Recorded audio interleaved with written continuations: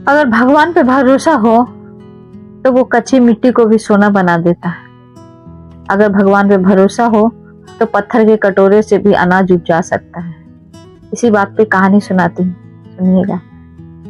किसी गांव में एक लकड़हारा रहता था। वो बहुत गरीब था। उसका नाम सूरज था। वो सूरज दिन भर अपने लकड़ी काटता था और भगवान में ध्यान में लीन रहता था। वो भगवान की रोज प्रार्थना करता था। रोज सुबह उठते ही दिया बत्ती करके अपना काम में निकल जाता था। उसकी पत्नी भी भगवान की सेवा किया करती थी। वो दोनों पति पत्नी भगवान में अटूट विश्वास रखती थी। उसे पता था कि भगवान मेरे एक दिन जरूर सब कुछ अच्छा कर देंगे।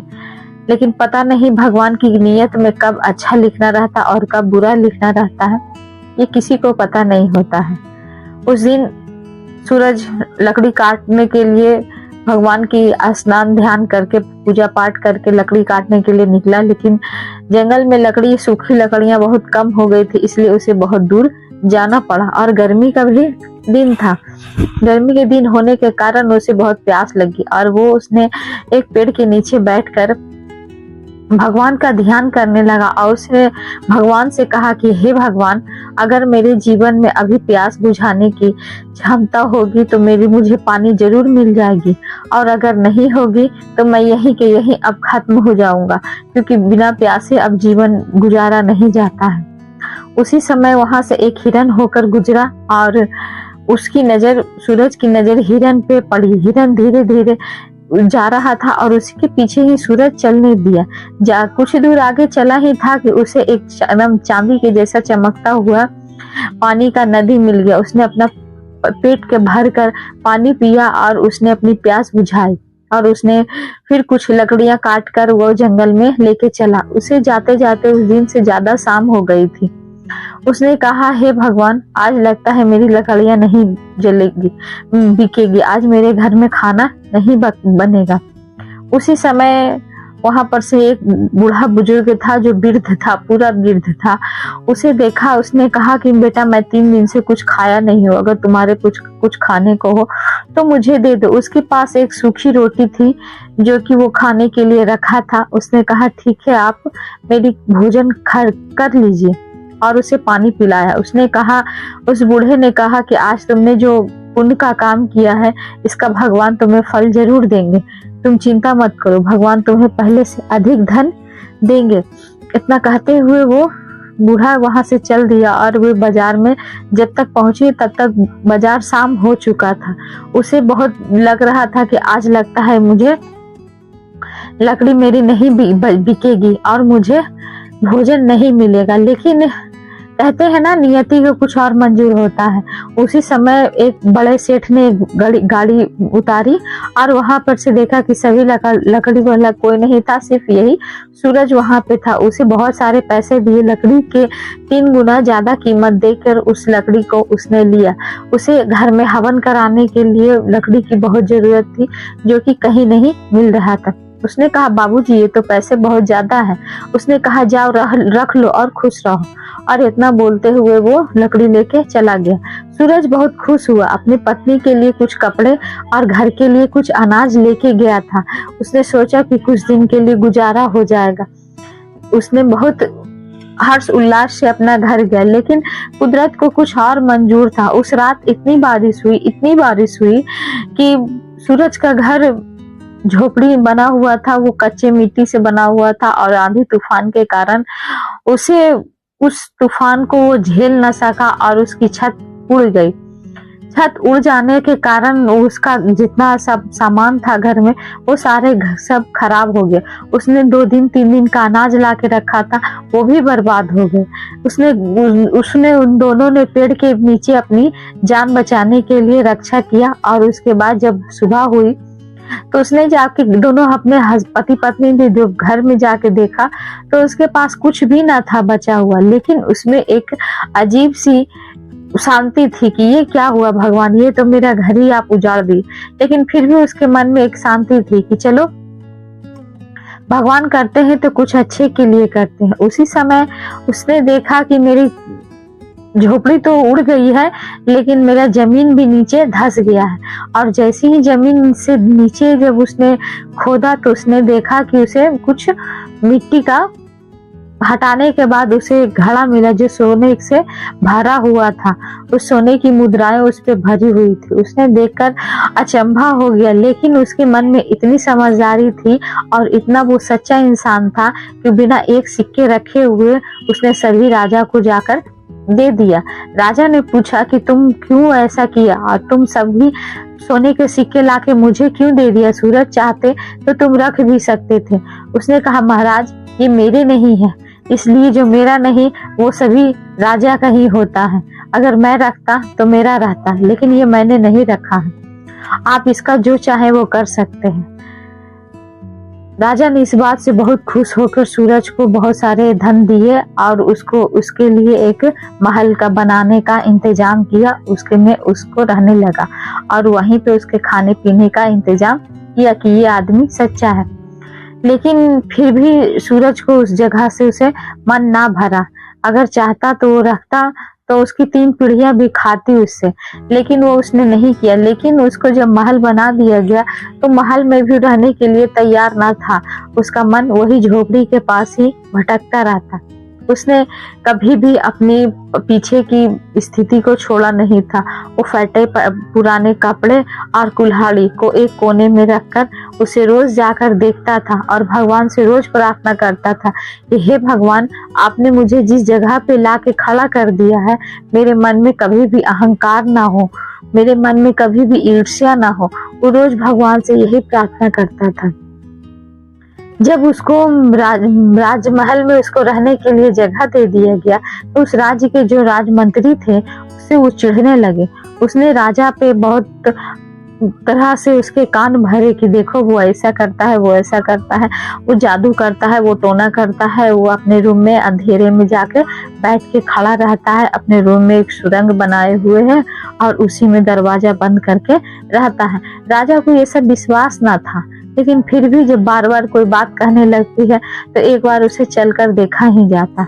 उसने जाकर देखा तो कमाड़ी के अंदर से उसने देखा तो देख रहा कि वो भगवान से प्रार्थना कर रहा है कि हे भगवान, कभी भी मुझ में ईर्ष्या ना हो, मुझ में कभी भी दौलत का घमंड ना हो। आप मुझे जैसा रखे हैं मैं वैसा ही रखना चाहता हूँ। मैं दीन दुखियों की सेवा करना चाहता हूँ। ये बात सुनते हुए राजा की आंख भर आई और उसे सीने से लगा लिया और लगाने के बाद उसे अपना मंत्री घोषित कर दिया। मंत्री घोषित कर देने के बाद उसे अपने राजपाट का काम देने लगा। लेकिन उसने कहा कि हे महाराज, मुझे ये सब काम पसंद नहीं है। आप ऐसा करें कि मेरे पुराने जगह पर ही मुझे रहने के लिए दे दिया जाए और वहीं पर से मैं गरीबियों को सेवा किया करूंगा। तो उसने कहा ठीक है। जब उस जिस जगह पे वो रहता था उस जगह पे मंदिर बनवा दिया गया था और एक झोपड़ी बना के उसी में मतलब रहने के लिए उसे कुटिया बना दिया गया था। उसी में उसे रहने के लिए जगह, वो दीन दुखियों की सेवा करता, रोज लोग आते जाते रास्ते पे पानी पिलाता और उसकी सेवा किया करता था। उसे लकड़हारे बाबा के नाम से, उस सूरज को नाम से जाना जाता था। एक दिन की बात है, उसने बहुत दिन हो गए थे, उसने बूढ़ा को देखा जिसको वो सूखी रोटी खिलाई थी।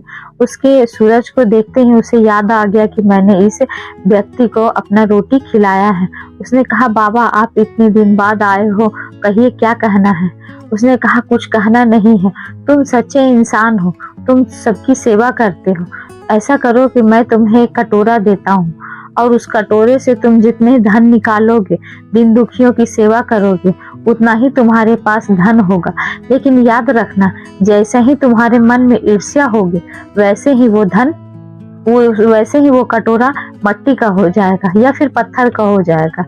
इसने कहा ठीक है बाबा, आप जो देना चाहे वो दीजिए। उसने एक बड़ा सा कटोरा दिया और उससे ही दीन दुखियों की सेवा करने लगा। सभी ने कहा कि आखिर इसके पास इतना धन कैसे आता है।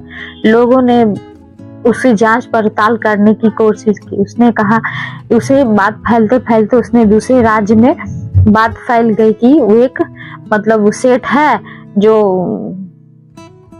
उस राज्य में, वो कटोरे से धन देता है। उसने उसे ईर्ष्या हो गई कि दूसरे राज्य का राजा है और मैं उस कटोरे को ले आऊंगा ना तो मेरा भी राज्य भरपूर हो जाएगा। उसने कहा ठीक है, जो जाओ लाने के लिए। जैसे ही कटोरा को आया उससे छीनने के लिए, वैसे ही उसकी हाथ पत्थर का हो गया और वो पत्थर का बन के रह गया।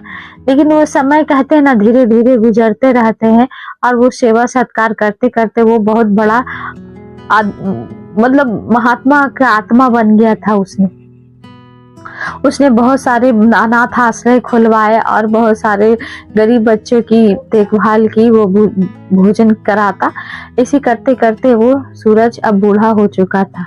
अब उसका मृत्यु का समय आ रहा था। उसने कहा कि अब मैं मरने वाला हूँ, लेकिन जैसे ही मैं मर जाऊंगा तो ये कटोरा फिर से पत्थर का हो जाएगा। लेकिन याद रखना, ये कटोरे में शक्ति नहीं है, शक्ति हमारे जीवन में है। अगर हमारे मन में ईर्ष्या और भाव अगर आ जाएगा तो हम लोग भी पत्थर के हो जाते हैं, जिसे कहते हैं ना कि दिल पत्थर का हो जाता है। इसीलिए हम लोग को कभी भी ईर्ष्या भाव नहीं रखना चाहिए। और इतना कहते हुए वो सूरज मर गया। लेकिन उसी जगह पे उसकी मंदिर बनवा दिया गया और उसी कटोरे को वहां पे रख दिया गया।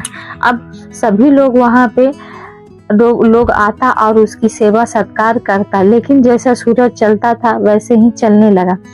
एक बार उस सेठ का बेटा उसने सोचा कि क्यों ना इस कटोरे को चुरा लूं तो मेरा भी राज्य ये पूरा फल फूलने लगेगा। वैसे ही मंदिर के अंदर नजर को छुपाते हुए राज में घुस गया और जैसे ही कटोरे पर हाथ लगाया तो उसकी आंखें पत्थर की हो गई और उसे कुछ दिखना बंद हो गया और उसमें मंदिर की घंटी पूरा बजने लगा।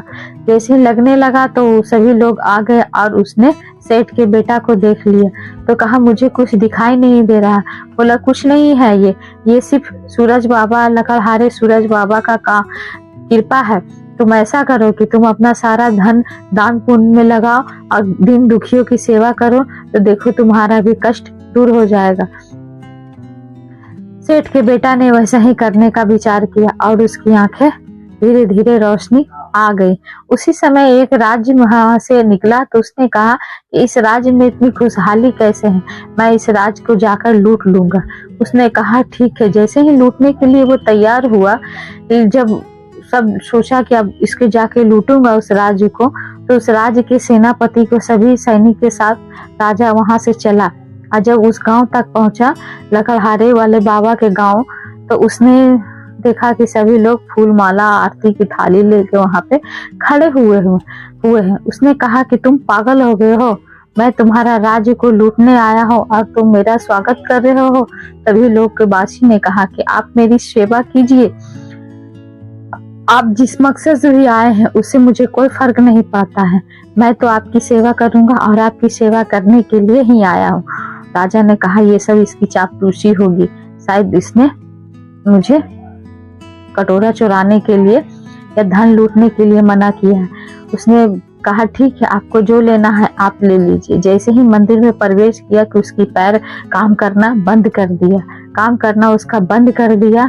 तो उसने भी राजा से कहा ये सब क्या है? बोले ये तो बाबा की कृपा है, यही बाबा का कृपा है और इसी से सब कुछ होता है।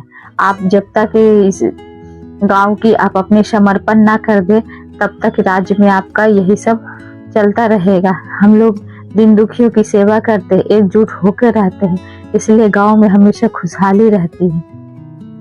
तभी राजा का आत्मा पिघल गया और उसने भी दान पुण्य करने का विचार बना लिया। कहानी यहाँ पे खत्म हो जाती है, लेकिन यहाँ पे सीख हमें इसीलिए देती है कि कभी भी आप ईर्ष्या जब कीजिएगा ना तो भगवान आप पे जरूर नजर रखता है।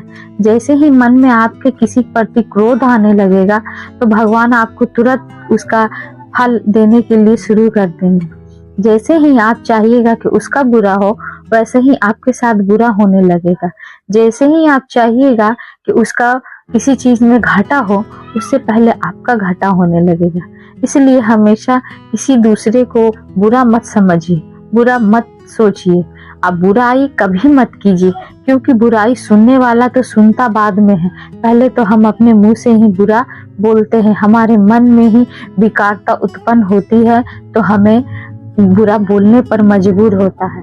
इसीलिए हमारे विकार को खत्म करना होगा, हमें एकजुट होकर रहना पड़ेगा, हमेशा अच्छे विचार करने पड़ेगा, हमेशा अच्छी बातें करना पड़े, किसी से ईर्ष्या ना करें।